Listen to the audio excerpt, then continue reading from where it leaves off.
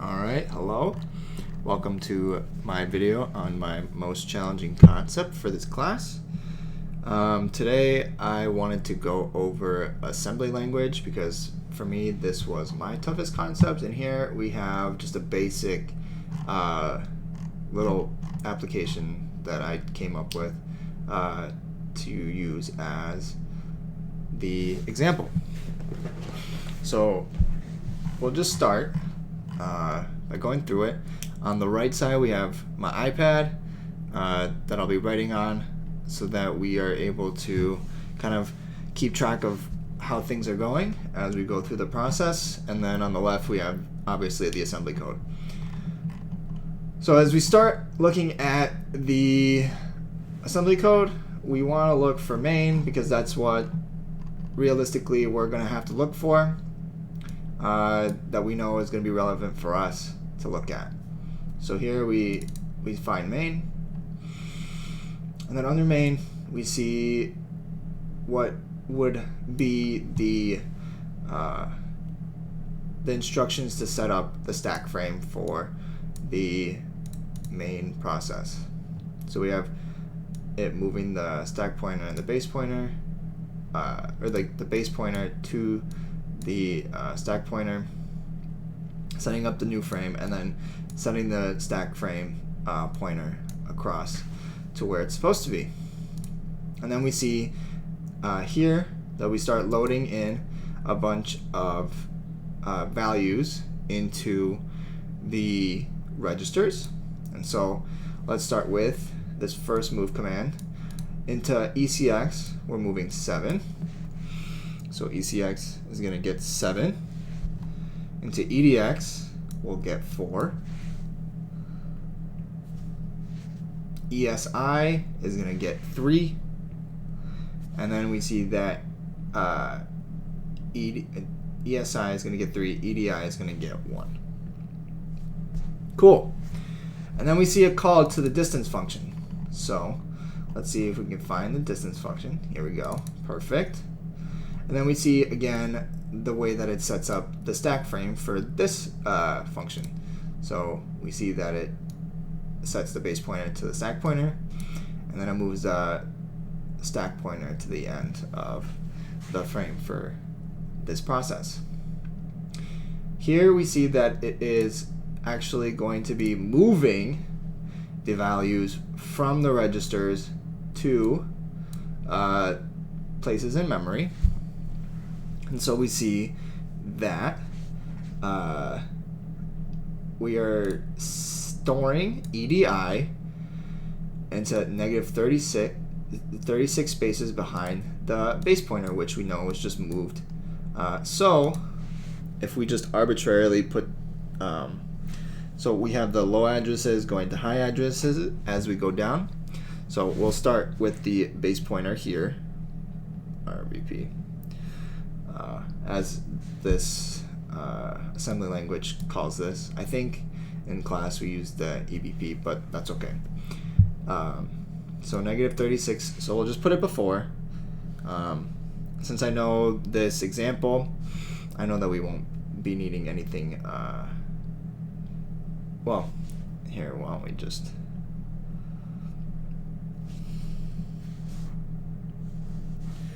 we'll do RBP here,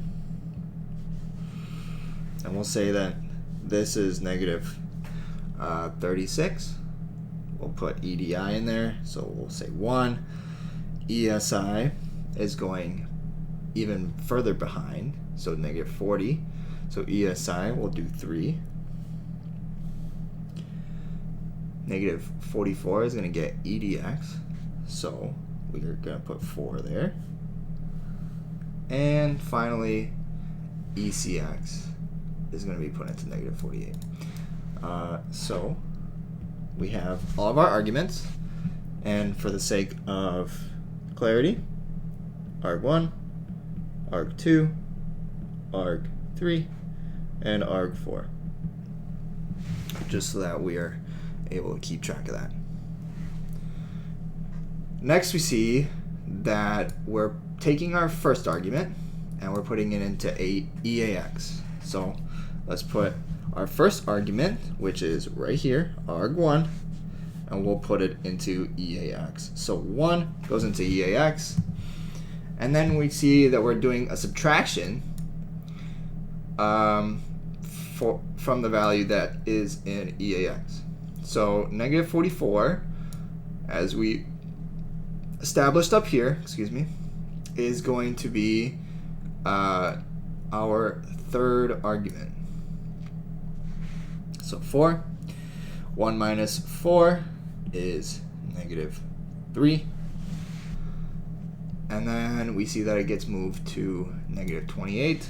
So closer to the EBP, the RBP, than our first argument, so negative 3. Then we take our second argument and subtract it from our fourth argument. So let's, for clarity's sake, we're putting our second argument 3 and then subtracting the value of the fourth argument. So 3 minus 7, we get a negative 4. And so we'll take that negative 4 and we'll put it in a little bit closer to the base pointer. Not enough space. Here we go. And we'll put it there. Alright, so we moved it, the value, and now we're going to take this first result that we got that we stored at negative 28. We're going to take that first result and put it into the EAX register. So here, let's make sure that we're keeping track. So result 1, result 2. I'm going to put result 1 into EAX. So result 1 is negative 3. Sorry. And then we see that we're multiplying it together, so we're squaring it. So negative 3 times negative 3, we get 9. And then we store it negative 20 from the EBP. So 9. And actually, let me just move this line down just a tad so we're able to give ourselves some more space. Alright. And then we're going to take the second result, which we got here, and we're going to put it into EAX. So let's erase that. Our second result, negative 4. Okay. Then we're multiplying it by itself, so we're squaring it. Negative 4 times negative 4 gives us 16. And then we're going to take that and put it into memory right behind that RBP. Now we take our third result. So let's make sure that we're result 4 so that you guys can understand what I'm talking about. So we put that into EDX. So EDX gets 9. And then, gets 9. EAX gets negative 16. It gets the value in negative 16 just before the RBP. But we already know that's in the register, so that's fine. And then we add these together. Okay, so 9 plus 16 results in 25. And then we'll put that into EAX. 25.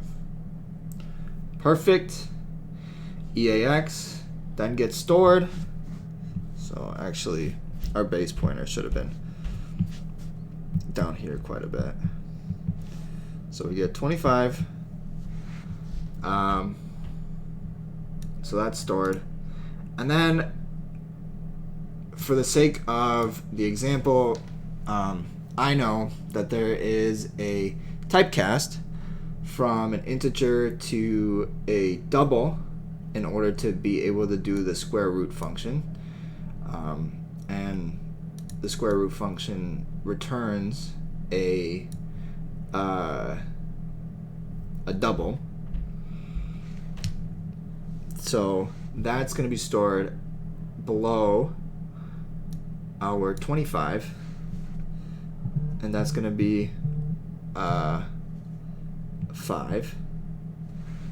One moment, please. All right, I'm sorry about that. We should be back to recording. Yep.